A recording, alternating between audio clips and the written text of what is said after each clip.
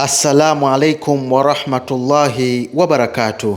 Ndugu zangu vipenzi vya Allah subhanahu wa ta'ala, siku ya leo napenda kuwahusia pamoja na kuihusia nafsi yangu juu ya kumcha Allah subhanahu wa ta'ala na kushikamana na mafundisho ya kipenzi chetu mtume wetu Muhammad sallallahu alayhi wasallam.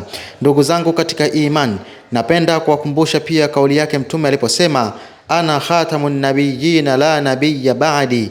Maana ya kauli hii ni ya kwamba mimi ndiye mwisho wa mitume, hakuna mtume yote baada yangu. Kupitia maneno haya mtume wetu alitufunulia kuwa ukamilifu wa dini umepatikana na alituonesha njia ya kuishi dini hiyo kwa matendo na kiungwana. Katika msikiti wake mtume Muhammad sallallahu alaihi wasallam hakufanya ibada pekee, alifanya dawa ya kuwalingania watu, akafanya taalimu ya kuelimisha umma, akafundisha tabia njema, amefanya dhikri na ibada, na kikubwa zaidi alifanya khidma, yaani kuhudumia jamii yote kwa upendo na huruma.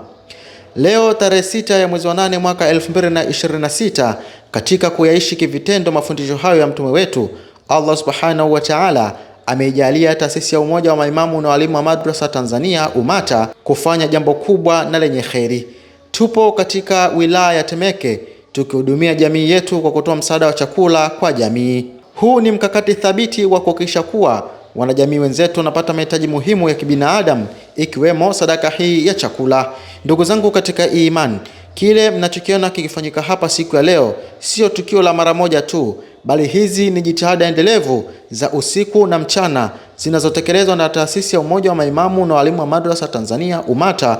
Ni huduma inayotolewa kwa moyo wa kujitolea chini ya uongozi mahiri, thabiti na wenye maono wa mwenyekiti wetu Sheikh Arifu Suria, akishirikiana bega kwa bega na jopo zima la watendaji wake. Mlango wa heri upo wazi mbele yenu, mkono unaotoa ndio unaobarikiwa. Nawe una fursa ya kuwa sehemu ya thawabu hizi. Unaweza kuchangia sadaka yako kupitia nambari ya simu inayopita hapo chini. Wa hadha, assalamu alaikum wa rahmatullahi wa barakatuh.